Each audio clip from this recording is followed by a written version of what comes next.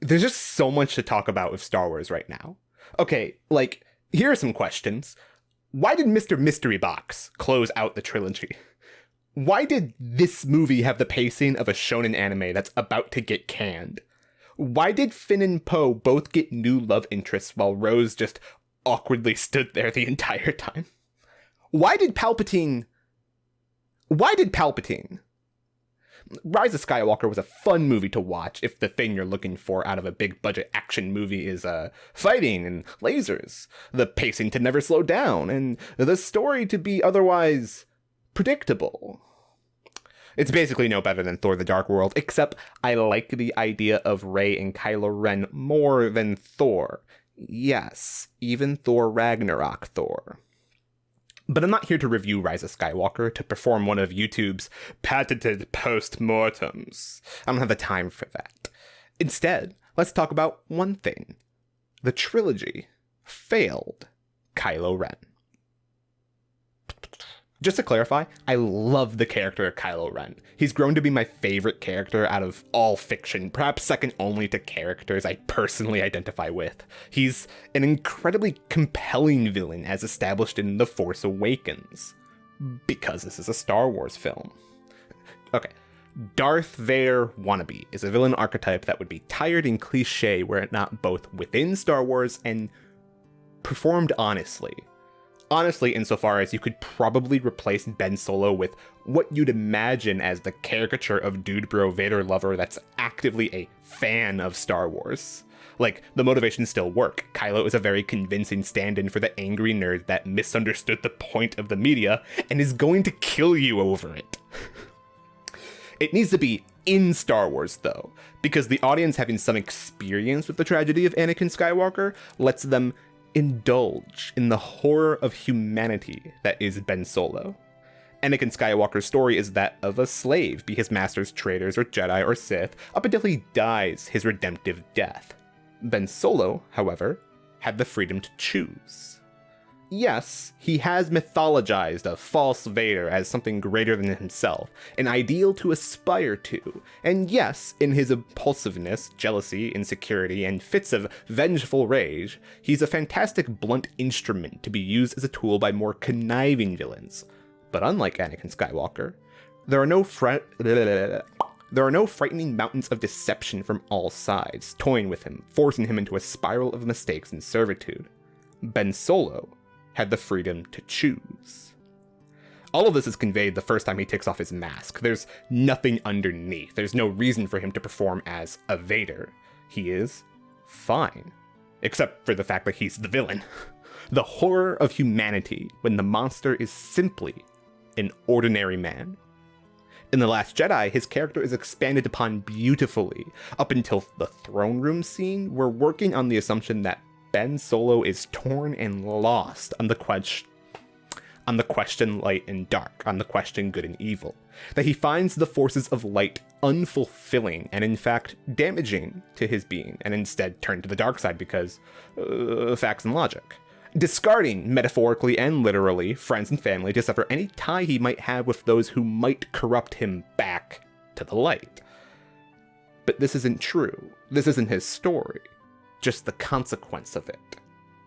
Something else I really want to talk about is why Reylo is perhaps the best romantic relationship I've ever seen in media. Obviously not in Rise of Skywalker, that movie is dumb, but as The Last Jedi establishes these characters' struggles internally and externally with each other, as well as their friction with those that abide by the dichotomy of Sith and Jedi. Rey and Kylo Ren have the perfect stories with each other to actually explore Grey Jedi. With Rey, her struggle isn't light and dark, it's her struggles with belonging and self-acceptance, and whether or not she'll cave and choose to belong with either Kylo or Luke, but in the process abandon something vital to her character. Choosing Kylo or Luke is a mistake for Rey. It's not a clean dichotomy of good versus evil. With Kylo Ren, when he chooses to betray Snoke to save his friend, and then decides why not do a coup, we see it's not good or evil. We see it's not Jedi or Sith for him. The Last Jedi shows that Kylo Ren doesn't really care about enriching any side, other than whatever side will best empower him. This is about self-determination versus control. Destroying the false Vader mask, killing Snoke, taking over the Empire, killing his father, wanting but failing to be rid of his mother, and absolutely craving the murder of Luke Skywalker. None of these choices are about morality. They are about the absolute removal of anything and everything that could control Ben Solo. Unlike Anakin Skywalker, a slave for most of his life, Ben Solo is in control. The mistake he makes is craving this so absolutely, Kylo Ren must then control everything else. He robs everyone around him of self-determination so that no one can rob him of the same. This is evil, but not cleanly a dichotomy between good and evil, is it? So what does Rise of Skywalker do with his character? Evil kintsugi. Like, if you wanted to specifically talk about how Rise of Skywalker specifically fails Kylo Ren and not the swarm of other character disasters in this movie, the choice is evil kintsugi. It kinda has a symbolic connection back to The Force Awakens, insofar as he's a Vader wannabe, but part of destroying the helmet in the beginning of The Last Jedi is that Kylo Ren recognizes Snoke is using it to control him. Maybe Kylo Ren doesn't fully grapple with that fact that Darth Vader was a lie and a slave to the dark side. And maybe evil kintsugi is JJ's way of starting to force Kylo to face the truth. But he doesn't. There is no unpacking to Ben Solo the truth of his grandfather. He does choose to not wear it around Rey, because Rey is the one exception he's made about maintaining his facade as he tries to corrupt her. He's trying to corrupt her by being honest. That's just adorable. And he wears it around the Empire to be intimidating because, well, he wasn't intimidating before? Because he has to be controlled by Palpatine, I guess? There's a line of, "How's your new master?" or what have you, so, like... but doesn't go anywhere. We had a wonderful and brilliant setup of control versus self-actualization, and we traded it for fucking what? Like, the thing that ultimately turns Kylo Ren back to Ben Solo is his mother dies, Rey stabs and heals him, and a reference to JJ's first movie, because I guess JJ is into self-congratulatory nonsense like that, fuck. He misses his mommy, and then Rey kisses Boo Boo, so now he's a good boy. Like, that's it. That's his characterization in Rise of Skywalker. Thank goodness Adam Driver's both an amazing actor, and he's also really hot. I mentioned that the relationship is one that could have meaningfully explored Grey Jedi as a concept, instead of it lingering around the discourse and the posturing of, "I did research and discovered that the prequels were actually good because, and did you know, the Jedi suck." Fucking miss me with that shit. We already all knew that. That's why choosing to be a Sith has always been a fun, compelling choice. Like, they don't have struggles that amount to good versus evil. They have struggles that about the self and how to behave with the rest of the world. Rey is ultimately good, whereas Kylo isn't, but neither have any true loyalties to any particular side. In fact, it is the lack of loyalty that reasonably opened the door to corruption. That's the one mistake I believe The Last Jedi made with these characters. A mistake that echoes through the whole fucking trilogy.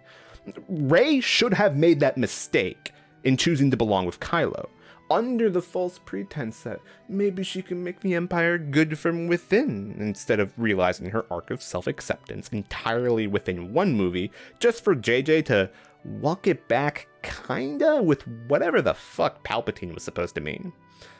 But this is a problem Rey has throughout the entire trilogy, though mostly in the JJ movies. She doesn't make a mistake that costs her and forces her to grow. Kylo Ren, on the other hand, was fully realized, and Rise of Skywalker walked back on everything. One more thing. About how Rise of Skywalker fails Kylo Ren. I've been trying to establish the contrast between him and Darth Vader, right?